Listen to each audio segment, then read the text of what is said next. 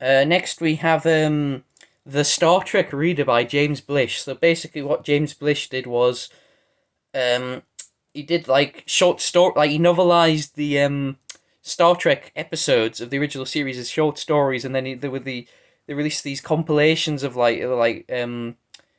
volumes of like the episodes. And this is like a hardcover like omnibus of three of them. So you have Star Trek Two, which contains Arena, A Taste of Armageddon, Tomorrow is Yesterday, Errand of Mercy, Court Martial, Operation Annihilate, The City on the Edge of Forever, which is my favourite episode, Space Seed, um, which is the episode where Khan first appears.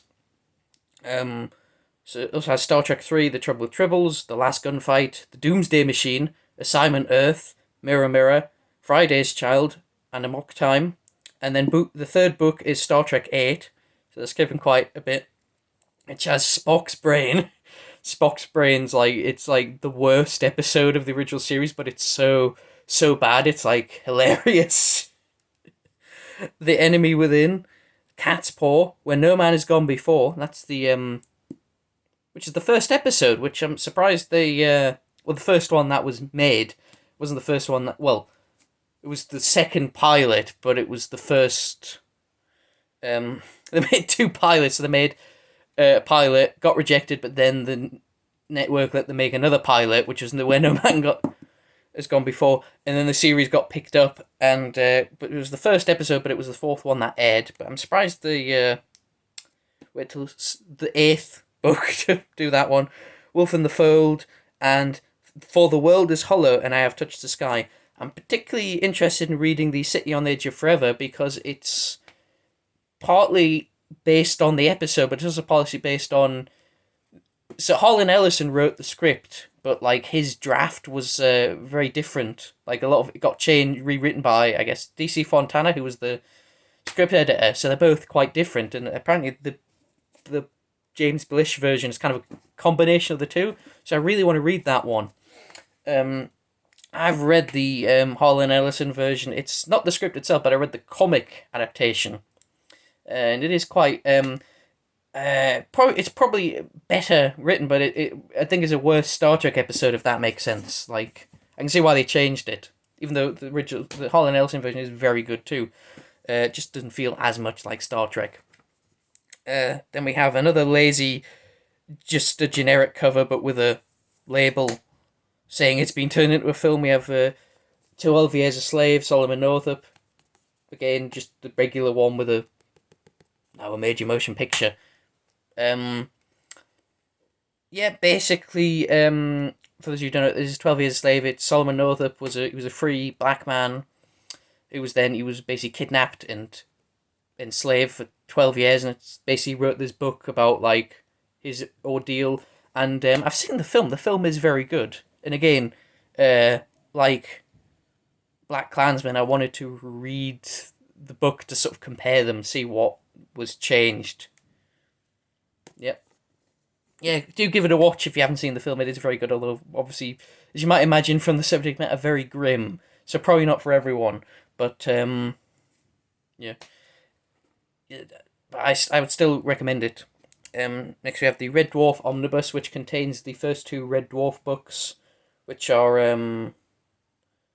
Red Dwarf and Better Than Life. Basically, they're not like the first two series, I think 2 or 3 series. So yeah, the Grant Naylor, which is Rob Grant and Doug Naylor, wrote the Red Dwarf series, and they did a series of books based on the show, and this is the first two. And I actually prefer. I think the books are actually better than the series. I love the series. I absolutely love the TV series. Don't get us wrong, but the books are really really good.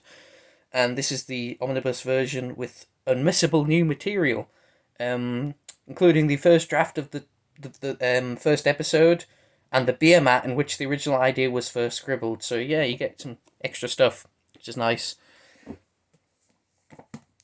We have again another omnibus. We have I Claudius and a 1 volume edition of I Claudius and its sequel Claudius the God by Robert Graves, featuring a picture of Derek Jacobi in the TV series adaptation from what was it, like 19, doesn't say, it was like the 70s, I think, wasn't it? Yeah. Yeah. TV series of this is really, really good. I mean, it's like one of those really old BBC dramas, so it's like shot on multi camera and it looks very cheap. But if you can get past that, the acting and the writing is absolutely phenomenal. Just phenomenal. It is possibly like the best TV series ever made. Certainly one of the top five, I think. And yeah, but wanted to read the books because I mean, I bought the books before I watched the show. I bought the books and I thought, well, I better watch the show too. So I watched the show and it's really good. So I'm looking forward to reading these.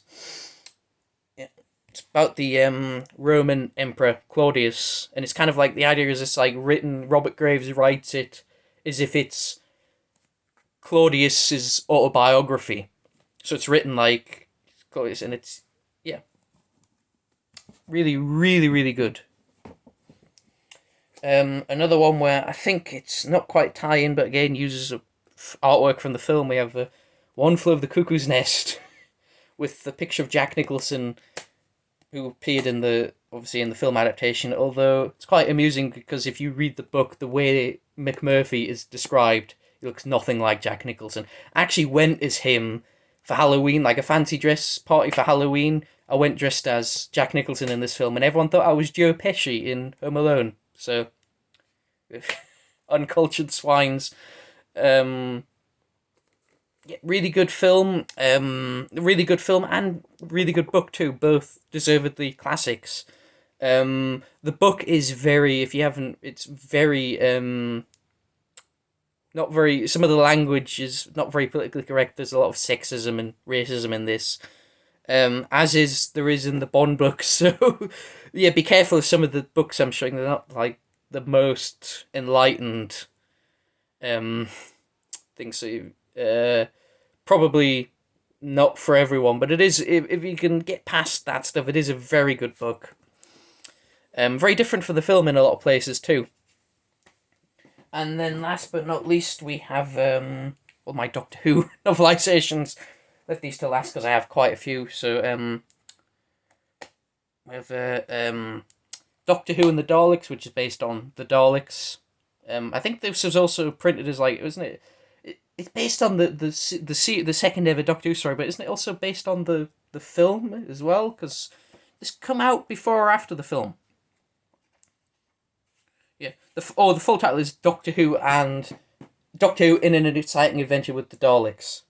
That's what it was called originally, but obviously the Target novels. When the Target company started publishing more novelizations based on Doctor Who, the tradition of the titles was Doctor Who and da da da, so they changed it, but it's the same book. So when was it first published? 1964, so it was just before the film. So it's based on the show, but not the film. Does have some illustrations, which a lot of these Doctor Who novels don't have, or at least the copies I had as a kid didn't. But yeah, if you're a fan of the show, you probably need to watch the Daleks. There we have Marco Polo. This is like an older copy. Some of these are like the newer prints. Some of them are the original ones because you can't get them. My copy is actually signed by William Russell, who played Ian in the early years of the show. Yeah, great story. Unfortunately, it's totally missing. It's one of the ones where no episodes exist. The audio does survive because like people would get their tape recorders and like record the sound off the TV, but yeah, you can't actually watch it. So yeah, the book is a good way to experience the story, actually. So then we have Doctor Who and the Cybermen, which is based on the Moon Base. Yeah, some of them changed the title. I don't know why, but does one have illustrations? Yes, it does. Okay, it's the later ones that didn't. A lot of the early ones did. There you are. Yeah, I remember the Moon Base being kind of a mediocre story, but I really like the Cybermen, and that's quite a cool cover, which is why I picked this up. Cybermen are probably one of my favourite monsters in Doctor Who. Doctor Who and the Ark in Space, which is obviously based on Ark in Space. Yeah, I love Ark in Space. Such a great story. Tom Baker's second episode. And this one's kind of interesting because it's written by Ian Marter, who played Harry Sullivan in the show. So he's one of the few. He wrote, so he actually novelized some of the stories, and this he was actually in this one, so it's kind of cool little fact. Yeah, stuff classic. If you that's a good one to start with. If you knew, like, if you haven't seen a lot of the old Doctor Who, like pre 2005, this is a good one to start with. It's very accessible, I think. Um, Doctor Who and the Loch Ness Monster, which is based on Terror of the Zygons. Yeah.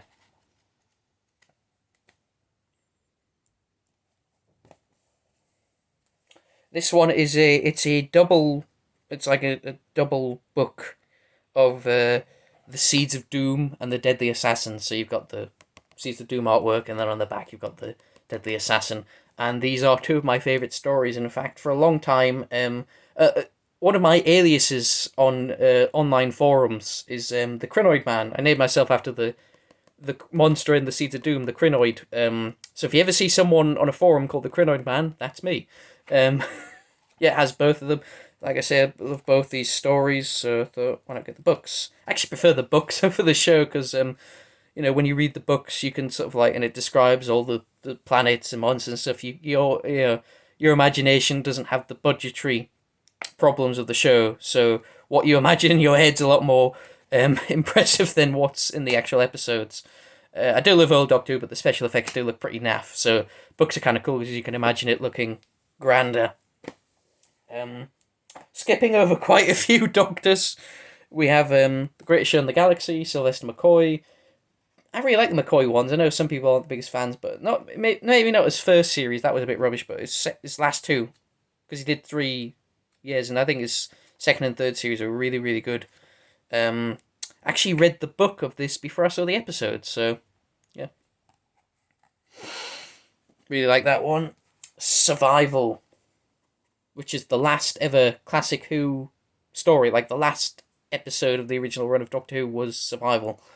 And this one's signed by Sylvester McCoy and Sophie Aldred, who played his companion Ace in the episode. So, yeah. Really cool.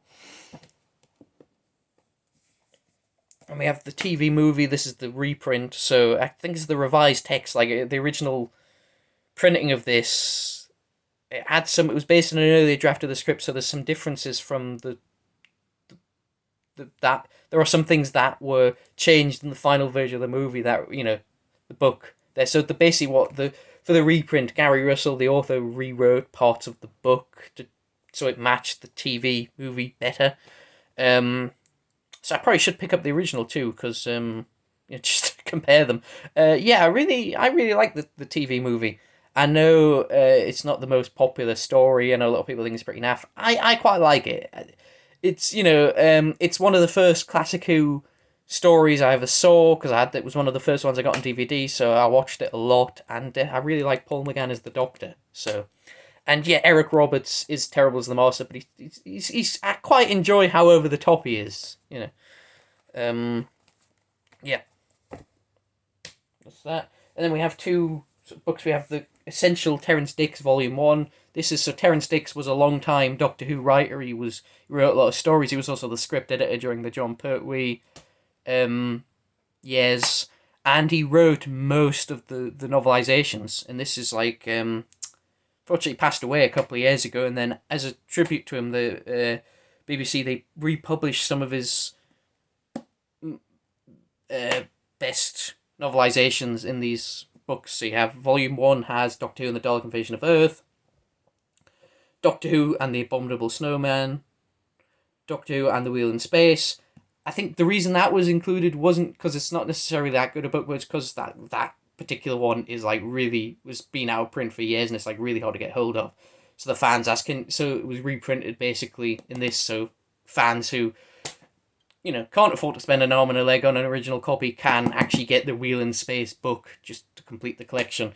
Doctor Who and the Auton Invasion, which is based on Spearhead from Space, John Pertwee's first story, which is one of my favourites, and Doctor Who and the Day and the Daleks. So that's volume 1, with the picture from Dalek Invasion of Earth. So, and then volume 2, which has a just sort of a publicity photo of Tom Baker with the Daleks, which includes Doctor Who and the Genesis of the Daleks, Doctor Who and the Pyramids of Mars, Doctor Who and the Tans of Weng Chiang, which is my favourite classic Doctor Who story, which is both a popular and popular choice. Popular because it's like generally considered one of the best stories. Unpopular because it is actually very racist. I mean, it is really good, but it is pretty like, again, not the most politically correct story, unfortunately. And as much as I love it, it is a bit, some parts of it are very cringeworthy. But it's still a really good story. Doctor Who and the Horror of Fang Rock, and Doctor Who and the Five Doctors. And those are the only 2 Essential Terrance Dicks volumes we got. So I don't know if they're going to do any more of them. And then last we have The Pirate Planet. This isn't one of the...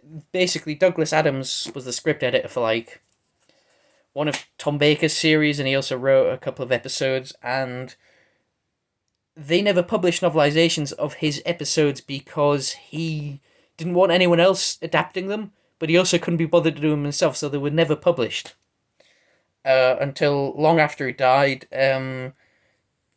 This one was done by James Goss, and it's actually based on... It's not based on the episode, it's based on an earlier draft, Douglas Adams' first draft, which is a lot different in places. So it'd be quite cool to read this and compare it to the episode, I think, because there's a lot of stuff that's different.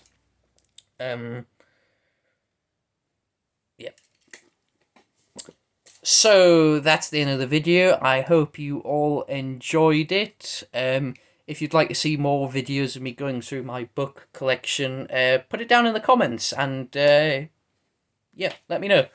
So I will see you all later.